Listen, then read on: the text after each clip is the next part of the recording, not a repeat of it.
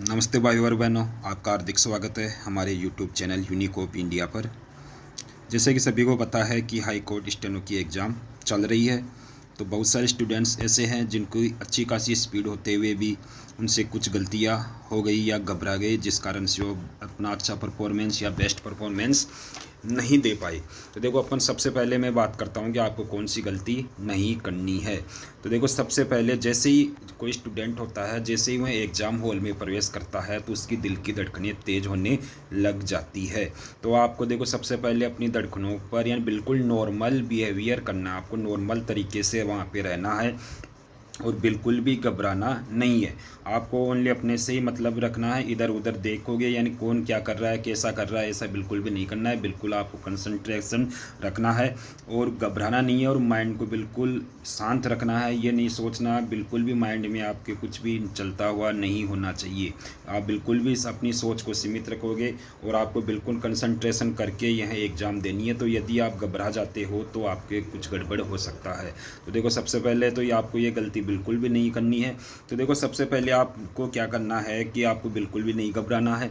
उसके बाद में आप जिस टेबल पर आप बैठे हो उस टेबल को आपको चेक करना है कि वहाँ आपको बैठने के लिए आपके कंफर्टेबल है या नहीं। उस टेबल को आराम से चेक करो कि आप वहाँ पे बैठते हो तो आपको कंफर्टेबल फील हो रहा है या नहीं। उसके बाद में आपको देखो, कीबोर्ड को भी जाते ही चेक कर लेना है कि कीबोर्ड जो आपका सही तरीके से कार्य कर रहा है या नहीं कर रहा।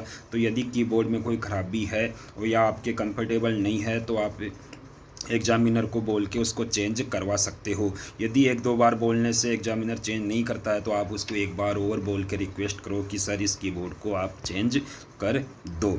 उसके बाद में मैं बात करता हूँ कि डिक्टेशन शुरू होने से पहले आपको इंडिकेशन दे दिया जाएगा कि 5-10 सेकंड पहले बोल दिया जाएगा कि डिक्टेशन शुरू होने वाली है, और डिक्टेशन शुरू होते ही आपको लिखना शुरू कर देना है। जैसे डिक्टेशन शुरू होती है तो आपको लिखना शुरू कर देना है। उसके बाद में आपको कुछ समय मिलेगा, उस समय में आपको वह जो आपने डिक्टेशन किया है उसे आपको बिल्कुल सावधानी से शानदार तरीके से उसको एक बार पढ़ लेना है। उसके बाद में आपका कंप्यूटर स्क्रीन ऑन हो जाएगी, और कंप्यूटर स्क्रीन ऑन होती है आपको उस समय आपको उसे ट्रांसलेट करना है। अब अपन देखो कुछ बातें कर लेते हैं कि कौन सा कीबोर्ड आ रहा है, बैक स्पेस का यूज हो रहा है या नहीं हो रहा। तो देखो, अपन सबसे कई सारे स्टूडेंट्स के मन में क्वेश्चन है, बहुत सारे क्वेश्चन भी पूछ रहे थे कि कौन सा कीबोर्ड आ रहा है। तो देखो, मोस्टली स्टूडेंट्स के डेल के भी 216 कीबोर्ड आ रहा है। यानी जैसे आर्या कॉलेज है तो उसमें आर्या कॉलेज के कैंपस में मोस्टली कीबोर्ड डेल के भी 216 212 है, तो कीबोर्ड का कोई इश्यू नहीं है। उसके बाद में अपन बात करते हैं बैक स्पेस की। तो देखो, back space one word back space का यूज हो रहा है, यानी वन वर्ड बैक स्पेस आप कर सकते हो। और दोस्तों, अल्ट की के कोड वर्ड का यूज हो रहा है, यानी अल्ट की के कोड वर्ड भी आ रहे हैं। दूसरी बात अपन करते हैं कि जो ट्रांसलेट करते समय बहुत सारे स्टूडेंट्स पूछ रहे थे कि ट्रांसलेट करते समय टैब बटन का यूज हो रहा है या नहीं हो रहा। तो देखो, ट्रांसलेट करते समय टैब बटन का यूज नहीं हो रहा है। और एक और चीज़ है, आपको स्क्रीन को स्क्रॉल खुद ही करना होगा, ऑटोमेटिक स्क्रॉल नहीं है, आपको स्क्रॉल करना पड़ेगा। अब हम इसके बाद में कुछ और बातों पे बात करते हैं। जैसे ही आप एग्ज़ाम हॉल में जाते हो तो उसके बाद में एग्ज़ाम शुरू होने से पहले आपको 3 मिनट का ट्रायल मिलेगा। आप 3 मिनट के लिए ट्रायल यानी कुछ 3 मिनट का समय आपको ट्रायल के लिए मिलेगा। उसके बाद में देखो, आपको कुछ समय के का ब्रेक मिलेगा, लगभग 8 से 10 मिनट का ब्रेक मिलता है, तो आपको 8 मिनट का ब्रेक मिलेगा। और आपके बाद में देखो 6 मिनट की मुख्य स्पीच होगी। 6 मिनट की मुख्य स्पीच होगी, जिसकी अधिकतम, जैसे कई सारे बोलते हैं कि उनकी कितनी स्पीड होगी, तो उनकी अधिकतम स्पीड 75 वर्ड प्रति मिनट हो सकती है। और हम बात करते हैं कि साउंड सिस्टम है वह, उससे आवाज़ कैसी आती है। तो देखो, साउंड सिस्टम से बिल्कुल आवाज़ क्लियर आ रही है और आपको सुनने में कोई प्रॉब्लम नहीं होगी। दूसरी चीज़ है कि देखो, आप ट्रांसलेट करते हैं तो लिप्यंतरण में आप यानी ट्रांसलेट करते समय भी बैक स्पेस का यूज कर सकते हो, यानी वन वर्ड बैक स्पेस है तो, लेकिन आपको ट्रांसलेट करते समय बिल्कुल सावधानी पूर्वक आपको ट्रांसलेट करना है। यदि बीच में कोई वर्ड की अशुद्धि रह जाती है तो आपको पूरा मैटर आपको उठाना होगा, उसके पश्चात ही आप संशोधन कर सकते हैं।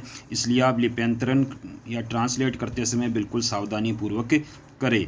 दूसरी बात है कि देखो, डिक्टेशन में कोई शॉर्ट की का उपयोग नहीं हो रहा है, और पैराग्राफ में फुल स्टॉप कोमा के लिए भी नहीं बोला जा रहा है, केवल पैराग्राफ चेंज के लिए बोला जा रहा है। और टाइपिंग में देखो शॉर्ट कीज आई थी, एंड जो टाइपिंग है उसमें शॉर्ट कीज का उपयोग हुआ था।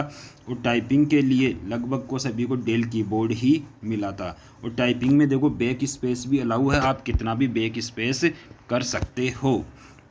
हम बात करते हैं एफिशिएंसी की, तो देखो एफिशिएंसी बिल्कुल भी इजी आ रही है, बिल्कुल शानदार इजी आ रही है। पर्सन बहुत ही आसान आ रहे हैं। जैसे आपको बोल्ड करने के लिए बोलेगा इटालिक कीजिए, अलाइनमेंट के लिए पूछ सकता है अंडरलाइन कीजिए, वाटरमार्क लगाने के लिए बोल सकता है, वाटरमार्क हटाने के लिए बोल सकता है। तो बिल्कुल एफिशिएंसी MS वर्ड की आ रही है और बिल्कुल शानदार इजी आ रही है। 5 क्वेश्चन आएंगे, 5 क्वेश्चन में आपके कई सब क्वेश्चन भी हो सकते हैं, लेकिन एफिशिएंसी इजी है। जैसे इटालिक करने के लिए बोल दिया, बोल्ड करो, इटालिक करो, अंडरलाइन लगाओ, वर्ड के अंडरलाइन करो, वाटरमार्क लगाओ, वाटरमार्क हटाओ। तो इस प्रकार के नॉर्मल क्वेश्चन आ रहे हैं। देखो इसके लिए आप लास्ट में मैं यही बोलना चाहता हूँ कि जो टाइपिंग मैटर है, एफिशिएंसी है, बिल्कुल शानदार आ रही है, यानी बिल्कुल आसान आ रही है। और आपको लेकिन अधिक से अधिक फोकस आपको स्टेनो पर ही करना है, यानी ज़्यादा से ज़्यादा आप फोकस स्टेनो पे करें और एग्ज़ाम में आप बिल्कुल नहीं घबराए।